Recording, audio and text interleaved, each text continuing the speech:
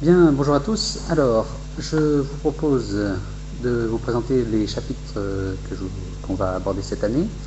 Alors, on a dans un premier temps le chapitre 1, donc ici, sur le calcul littéral et les équations d'une équation. Alors, le calcul littéral, qu'est-ce que c'est?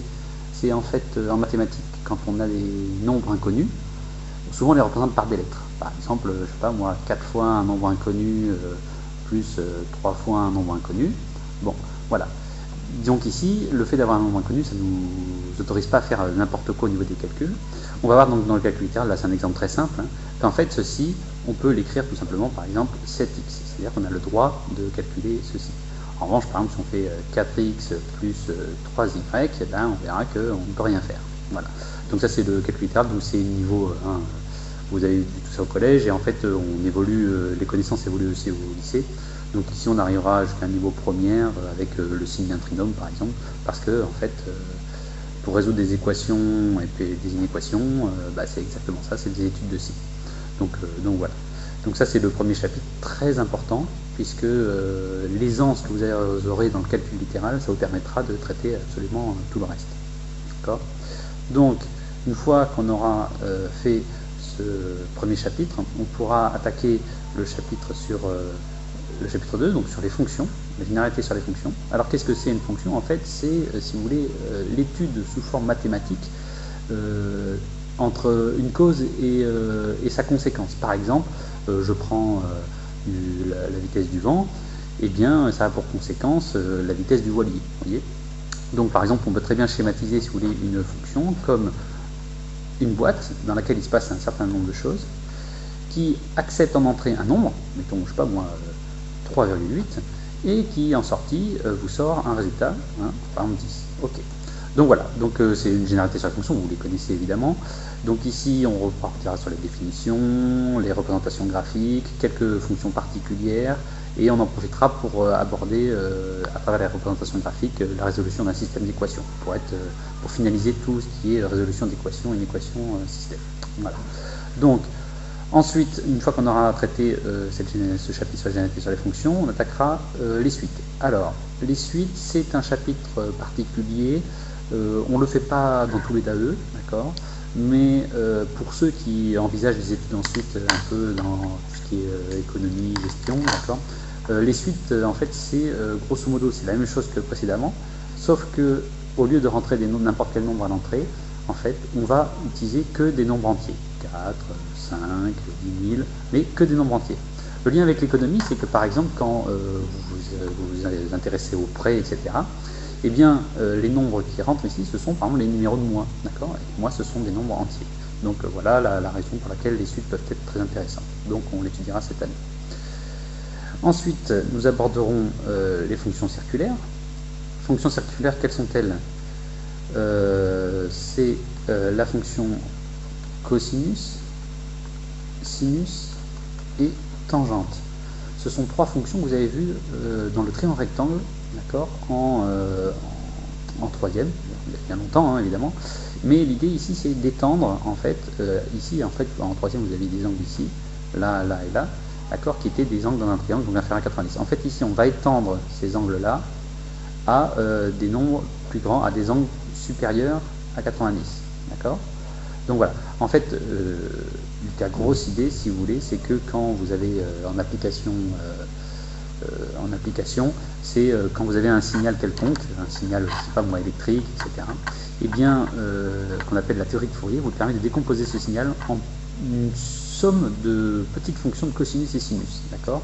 Avec, dans ces cosinus et ces sinus, ici, vous n'allez plus avoir des angles en degrés, mais des angles en radians. Donc il y aura un problème d'angle, d'accord, qui va intervenir dans ce côté-là. Voilà. Donc ensuite, on attaquera le chapitre sur les nombres complexes. Nombres complexes, donc ici, en fait, si vous voulez, on avait des équations là qui n'admettaient pas de solution. D'accord. L'apparition des nombres complexes, ça nous permet justement d'amener des solutions à ces équations qui n'avaient pas avec les nombres classiques, les nombres réels. D'accord. Et on profite de ces nombres complexes pour aborder la géométrie analytique. Alors la géométrie analytique, si vous voulez, c'est la géométrie par le calcul. c'est-à-dire que vous allez pouvoir démontrer grâce au complexe pourquoi des droites sont parallèles, pourquoi des droites sont perpendiculaires, quel est l'angle défini par ces 3 points, etc. Donc c'est assez intéressant, d'abord de savoir aborder ça. Voilà. Ensuite, chapitre suivant. Le chapitre suivant, c'est donc statistiques et probabilités discrètes. Alors ça, c'est très en progression, d'accord. C'est de plus en plus, à chaque fois que les programmes de terminal évoluent, ça joue beaucoup sur les statistiques et probabilités. Alors, pourquoi? Parce qu'en fait, ça intervient de plus en plus dans les décisions actuelles et l'évolution des sciences actuelles, c'est-à-dire qu'on fait des études et on s'appuie extrêmement sur les statistiques et probabilités. Donc, toutes les lois physiques sont basées sur des critères de probabilité. Quand vous travaillez dans les assurances, pourquoi vous payez tant par mois de votre assurance? Parce que derrière il existe une statistique et des probabilités d'apparition d'événements, etc. Donc en fait, c'est vraiment autour de cela que tourne le monde, et donc c'est un chapitre absolument incontournable, d'accord. Et si vous poursuivez vos études, puisque l'objectif d'AE, c'est quand même de pouvoir poursuivre ces études, vous les rencontrerez à nouveau forcément. Voilà. Ensuite, chapitre 7. Le chapitre 7, c'est donc ici les études de fonction, d'accord. Donc dans le chapitre 2, on les a définis, etc. Ici, les études de fonction, ça va être, si vous voulez, on ne va pas être obligé de faire la représentation graphique complète, on va simplement deviner où sont les points irréguliers, quand est-ce que ça monte, quand est-ce que ça descend. Voilà, c'est une étude de fonction. Donc c'est là-dedans que vous allez trouver la notion de dérivée. Dérivée, donc ça c'est le truc incomprenable, et c'est le sujet complètement bateau, archi classique de tout ce qui est dans les bacs, etc. D'accord. Donc voilà. Ensuite, eh bien, tout simplement, on attaque le chapitre 8, qui est un peu lié, si vous voulez, au chapitre 7, par le fait que la primitive, en fait, c'est le chemin inverse de la dérivée. D'accord. Donc, voilà. Donc, ça vous permet, les primitives et les intégrales, ça vous permet de calculer des aires. Par exemple, vous savez très bien calculer des aires, je sais pas moi, d'un rectangle, d'un losange, etc. Mais dès que, je sais pas moi, vous avez une courbe qui fait ça, et vous voulez connaître toute l'aire dessous, d'accord, eh bien, vous utiliserez une intégrale. D'accord. C'est l'objectif de ce chapitre. Voilà. Ensuite, on va utiliser les primitives intégrales en fait pour aborder les fonctions logarithmes népériens exponentielles. Alors en fait, ce sont des fonctions qui sont définies en tant que primitives. C'est pour ça que ça suit juste le chapitre 8. D'accord.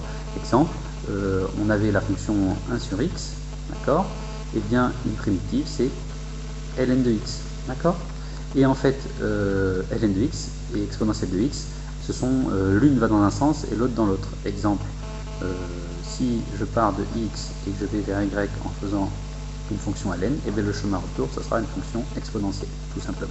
Donc elles sont très étroitement liées, et leurs domaines d'application sont assez vastes, en particulier sur la forme exponentielle, qui en fait nous permet d'aborder le chapitre suivant sur les probabilités continues. Nous verrons ce que c'est qu'une probabilité continue. Alors ça, c'est exclusivement réservé au DAEB, d'accord. Donc voilà. Donc c'est là qu'apparaîtra donc la fonction exponentielle avec des lois très importantes qui interviennent. Donc c'était le bon moment pour les mettre. Et enfin, le dernier chapitre, ça va donc porter sur une notion d'équation différentielle. En fait, qu'est-ce que c'est une équation différentielle? C'est simplement une équation, donc une équation d'égalité, entre des dérivées successives d'une fonction, par exemple, d'accord, et la fonction. Voilà. Et il va falloir en fait trouver quelle est la fonction qui répond à ça. Voilà. Donc ça, on reste juste sur des domaines de notions, d'accord. Donc on approfondit pas des cas très particuliers, mais juste les cas classiques, d'accord. Ce sont des cas classiques que vous allez retrouver beaucoup dans les circuits RLC, d'accord, en physique. En physique, vous avez ça, vous êtes amené avec un circuit RLC à trouver une équation différentielle, en mécanique, enfin bref. Vous avez énormément d'applications des équations différentielles. Mais c'est à nouveau réservé plutôt au DAEB. Voilà. Donc, bah écoutez, je crois qu'on a fait le tour. Hein. Donc comme je l'ai dit là en tête, d'accord, pas de souci, les DAEA, d'accord, vous allez avoir dans chacun des cas des façons beaucoup plus légères, d'accord. Il n'y en aura pas de soucis particuliers. Il faut en profiter, à mon avis, pour prendre les maths cette année. C'est très intéressant de prendre les maths en option pour l'AEA. Bon, je vous laisse de toute façon aller voir sur le site. Hein, d'accord. Donc, à bientôt. Alors, sur le site, vous allez voir, vous avez beaucoup de choses.